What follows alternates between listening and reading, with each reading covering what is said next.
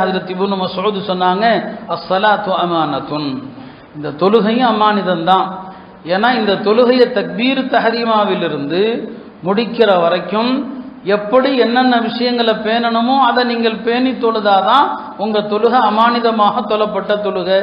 தொழுகையில் ஒரு சஹாபியை பார்க்குறாங்க, நபி ஸல்லல்லாஹு அலைஹி வஸல்லம் அவங்க தொழுகையில் இருக்கும்போது தாடியை பிடிச்சிக்கிட்டு இருக்கிறாரு.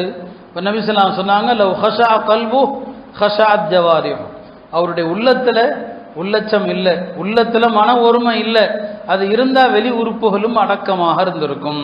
இப்போ நம்முடைய தொழுகையை பார்த்தா என்ன சொல்லுவாங்க, தாடியை பிடித்ததற்கு இந்த தொழுகை அடக்கம் இல்லாத தொழுகை சொன்னாங்க. உங்களில் தொழக்கூடியவர்கள் பல பேர் இருக்கிறாங்க, ஆனால் சில பேருக்கு தான் முழு கூலி கிடைக்கும், சில பேருக்கு பாதி கூலி கிடைக்கும், சில பேருக்கு 3ல் 1 தான் கிடைக்கும், சில பேருக்கு 4ல் ஒரு பகுதி கிடைக்கும், சில பேருக்கு 10ல் 1 கிடைக்கும், சில பேருக்கு 9ல் 1 கிடைக்கும். குடைச்சிட்டே வந்து சொன்னாங்க, சில பேருடைய தொழுகை அந்த தொழுகை அவர்களை சபிக்கும்.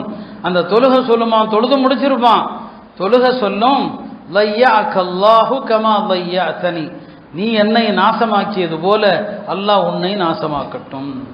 யோசிச்சு பாருங்க, செல்போன் அடிக்கிறவங்கலாம் இந்த ஹதீஸை யோசிச்சு பாருங்க.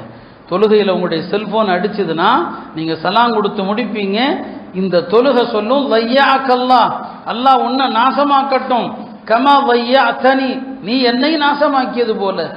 நாம நம்முடைய தொழுகை முழுக்க வியாபாரத்தில் இருக்கிறோம், தொழுகை முழுக்க வேற சிந்தனையில் உட்கார்ந்துருக்கிறோம் இல்லையா? நம்முடைய தொழுகைக்கெல்லாம் என்ன நன்மை கிடைக்கும் அல்லாஹ் அறிவான். பெருமானார் பட்டியல் போடுறாங்க, பாதி, 3ல் 1, 4ல் 1, 10ல் 1, 9ல் 1, 8ல் 1, 7ல் 1, ஒவ்வொன்றா சொல்லிட்டு வர்றாங்க. இப்படி சில பேர் இருப்பான், அவனை தொழுது முடித்ததும் அந்த தொழுகை அவனை சபிக்கும்.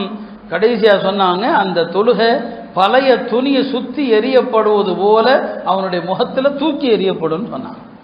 அப்ப இது தொழுகையில் உள்ள அமானிதம் இல்லையா? இது நாம தொழுகை எவ்வளோ கொஞ்சமா தொழுகிறீங்களோ அதிகம் தொழுகிறீங்களோ அல்ல, அந்த தொழுகையில் ஒரு ஓர்மையும் ஒரு மனக்கட்டுப்பாடும் அப்படியே நம்முடைய தொழுகைகள் இன்றைக்கு அப்படி இல்லை.